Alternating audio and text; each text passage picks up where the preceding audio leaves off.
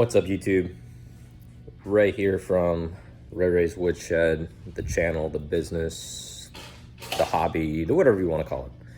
So I am the employee, tactician, technician, electrician, production manager, you name it. I am the one and only for what is Ray's Woodshed. So figured I'd kick off my first YouTube video by giving a little introduction, talk to my channel kind of about like what my intent for this channel is, give you a little tour of my shop. It's a garage, but my shop, and then go from there. So number one is I like to have fun. We're gonna have fun. We're gonna talk about things. We're gonna do projects. We're gonna do different things like that. Second reason I'm going to this YouTube channel as well is hopefully I can teach people some things. We can learn, and then I can interact with you as well through social media. And the third is to promote my business. Make it fun, make it a little more entertaining. So that being said, that's kind of what it's going to be all about for this. And all right, so yes, it is a mess. Is it always this way? No. Am I in the middle of multiple projects? Yes. Is it pristine when I'm not doing projects? Absolutely not. So that being said, we'll tour of what I got going on here. So over here, got a killer deal on this Delta 3675 T2. It was a floor model at Lowe's, got it for probably about 300 bucks. Done a couple upgrades to it. You can see here, upgraded the fence, your standard zero clearance inserts from MDF. Added a cobalt router table, which is a router table I already have. It's not ideal, but it's a space saver, and it is it functions for what it is. The other thing that I did that I really enjoy is I added, this is actually a saw stop cast iron wing. So they come with the steel stamped wings, right? These black ones right here on either side. Bought this, drilled and tapped it, set it up to flush mount to the other side of the saw. So now I have this full surface here to work off of. That is full cast iron and flat. Again, it's a mess in here. It's a garage. So you can see there, I added some storage on the bottom. And then the accoutrement that comes with the saw and everything else. So another look at that storage down there. That is 3-drawer storage, 3/4 inch ply, MDF drawers, drawer pulls. Basically sits in there. Good little storage for what I've got. Go-to money shot, Anchor Miter 1000 SE. Love it. It is awesome. Once it's tuned in and dialed in, it is spot on for cutting, whether it's 90s or any angle in between that miters that you need. Dust collection. Yeah. Again, I said it's a garage. Dust Deputy with the Cyclone on top, 2-bucket system on here to just a regular old shop vac. Got that hooked up to a remote switch, so flip this bad boy on. Yep, button fell off. Flip this bad boy on. Whatever tool it's connected to, turn the tool on, we're good to go. Stand for the miter saw. Don't really use it that much. Break it out when I need to. Joiner. So this is an 8-inch Wahuda tools. They used to be known as Cut Tech. Mobile joiner for like an extra, I think it was 40 bucks. It came with the stand. I bought the mobile base, and it's just a sheet of particle board down there. It holds it up along with the other stuff that's thrown down there. It works pretty well. I was actually milling up some cherry today. So it's not a helical head per se. It is a spiral-like cutter head, as you can see there. So carbide inserts that can be rotated, offset, just not a straight knife one. So adjustable fence in the front and back. This fence is it is what it is. But for ground cast iron top, adjustable depth gauge, decent dust extraction, it does very well, especially for a small shop like this. So, planer. So, three most important things we just talked about, right? The table saw. There's that cherry, some old drawer fronts that I was using. Joiner. Planer. So it's a Dewalt 734. Had it for about 2 years. I've used the crap out of this thing. I did not buy it with a stand. I bought that after I was sick and tired of lugging this 75-pound thing out from off the floor and trying to move it around. Some small upgrades I've done with this. So it has a LUX CUT III spiral cutter head that I installed in underneath it. Can't really show it to you without disassembling it, so you're just gonna take my word for it. Wixie digital readout gauge. I actually just finished installing this today. I've had it for like 6 months. I finally put it on there. Works pretty good. Gives you a good readout of things. So you can see that's currently set at 0.77 inches for total thickness and the absolute value. I'll bring it down here. Let's see if we can hit 3/4. 0.745.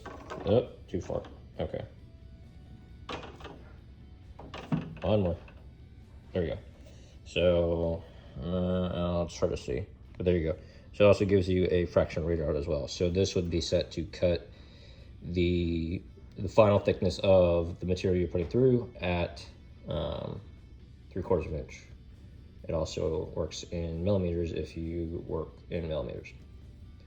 Turn that off.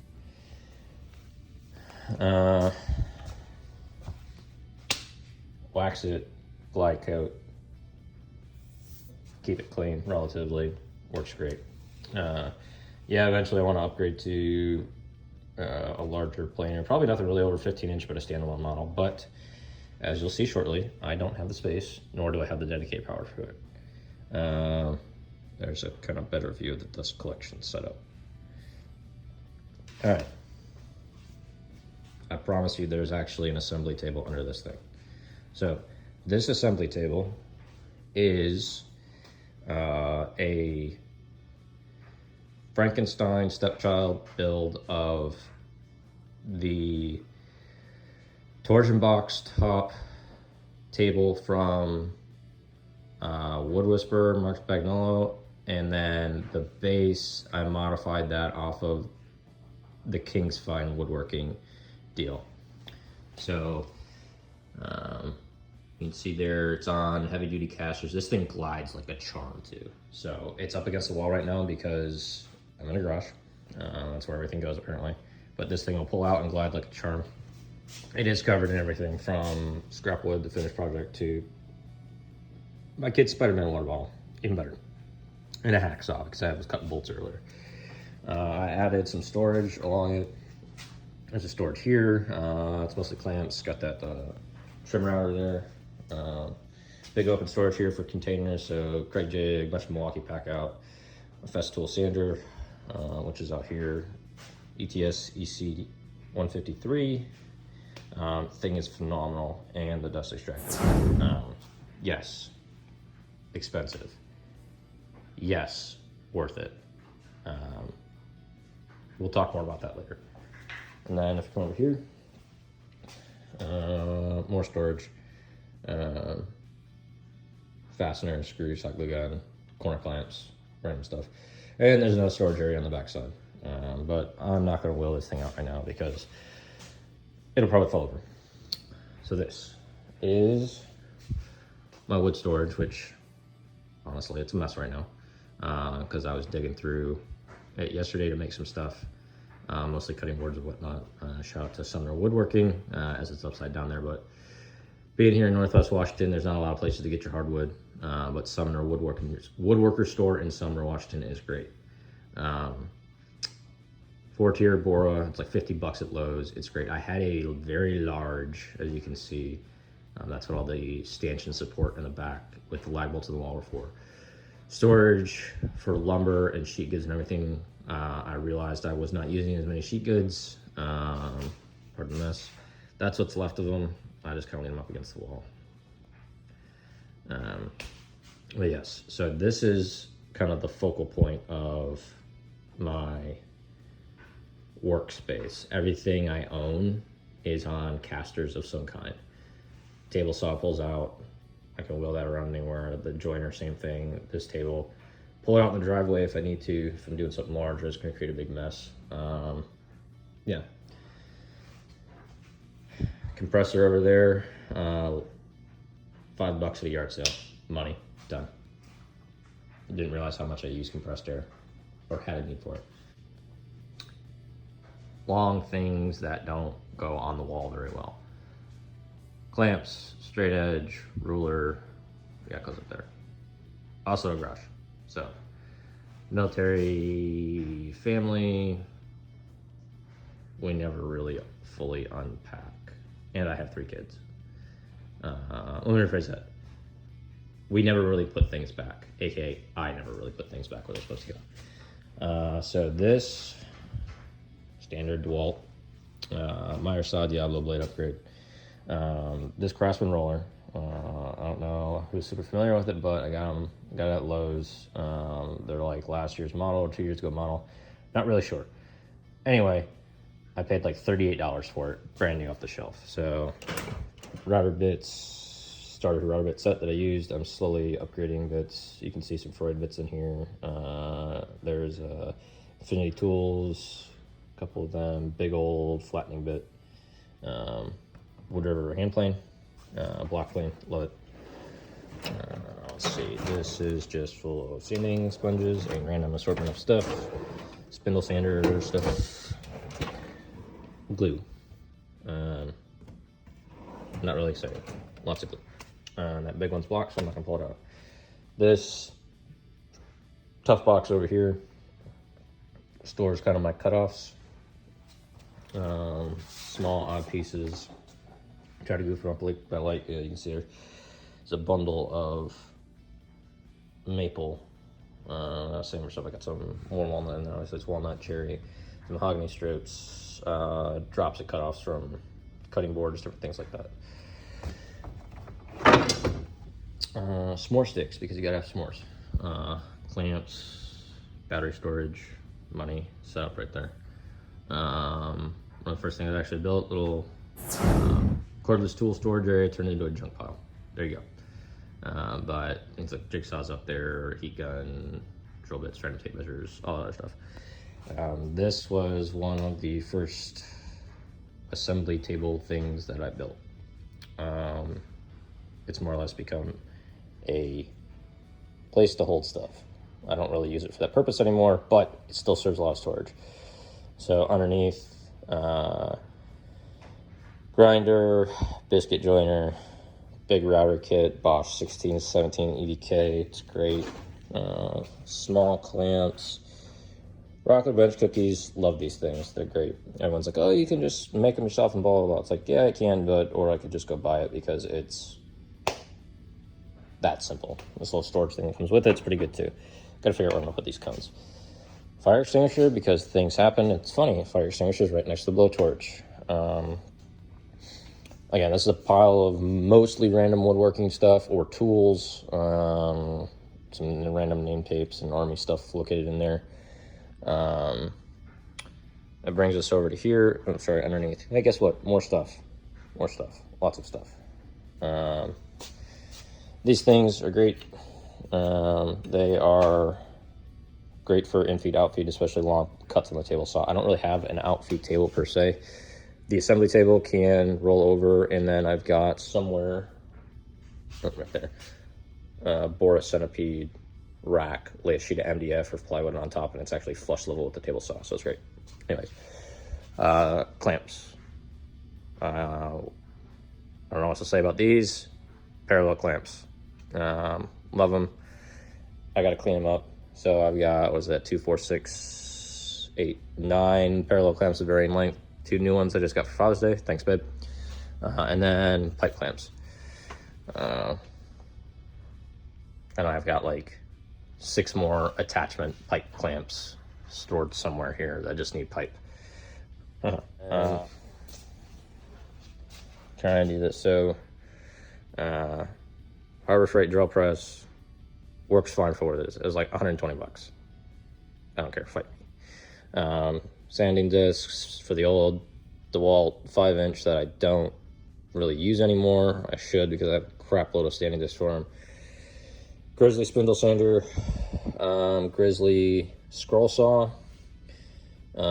Actually got both those from an older gentleman who was getting ready to move for like 80 bucks for both of them. Good deal there. Buck tool sander, belt sander and disc sander, sorry. Like I said, Chris Devo's Woodcraft, check him out. Got this idea from him. Love it. It works great, especially cutting boards. The rest of the stuff in here is really just mostly my stuff for work, home decor, the rest of the random stuff. Random piece of walnut, don't know why that's there, and then the garage. So, oh, one thing I do want to talk about. So, yes, I got it off Amazon. Yes, it's Win. Yes, it's cheap.